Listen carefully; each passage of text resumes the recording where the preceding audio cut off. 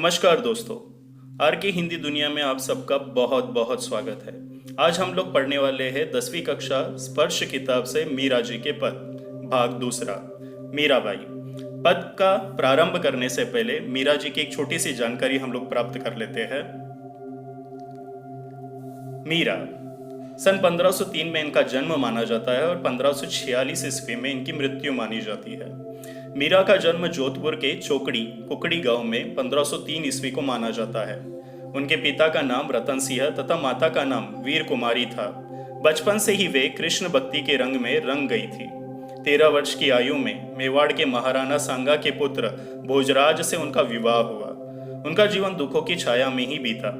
बचपन में ही माता का तथा विवाह के कुछ वर्ष में पति का देहांत हो गया।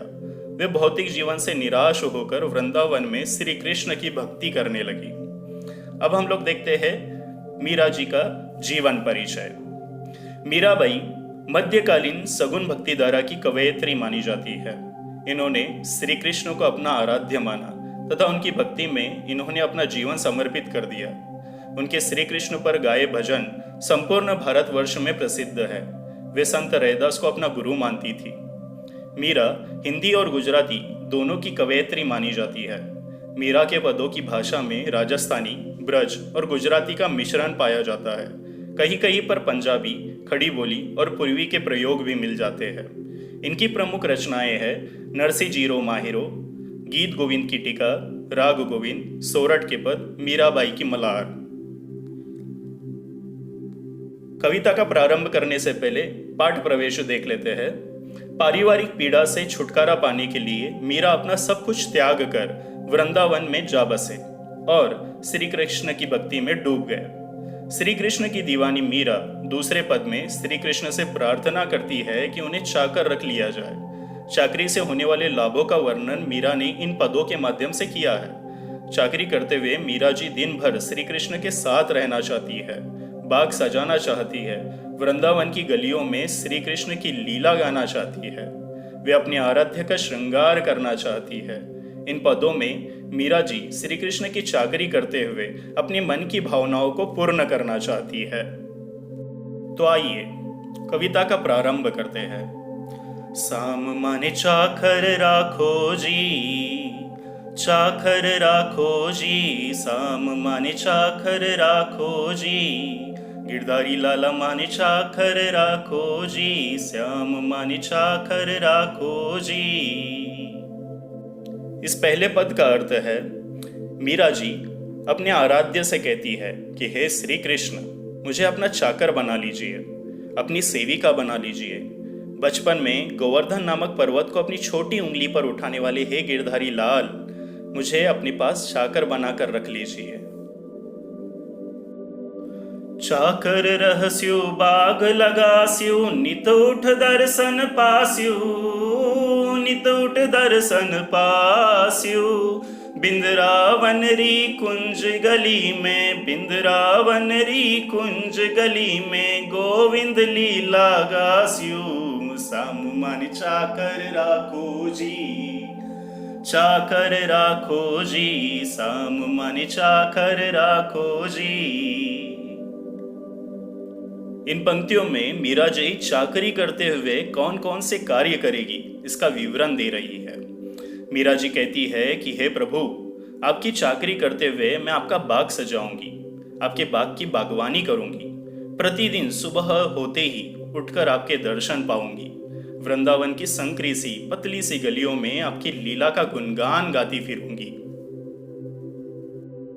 चाकरी में दर्शन पास्यु, सुमिरन पास्यु खर्ची, सुमिरन पास्यु खर्ची। भाव भक्ति जागिरी पास्यु, भाव भक्ति जागिरी पास्यु। तीनों बाता सरसी, माने चाकर राखो जी, साम माने चाकर राखो जी, चाकर राखो जी, साम माने चाकर राखो जी। मीरा जी अपने इन पदों में कहती है, हे श्री कृष्ण, आपकी चाकरी करते हुए मुझे प्रतिदिन आपके दर्शन प्राप्त होंगे और वेतन के रूप में, खर्च के रूप में आपकी भक्ति, आपका नाम स्मरण मिलेगा। आपकी सेविका बनकर मेरी 3 मनोकामनाएं पूरी होगी। पहली मनोकामना, प्रतिदिन आपके दर्शन पाऊंगी। दूसरी, वेतन के रूप में आपका नाम स्मरण रूपी खर्च पाऊंगी। और तीसरी, जागीर के रूप में, साम्राज्य के रूप में आपकी भाव रूपी भक्ति मुझे प्राप्त होगी।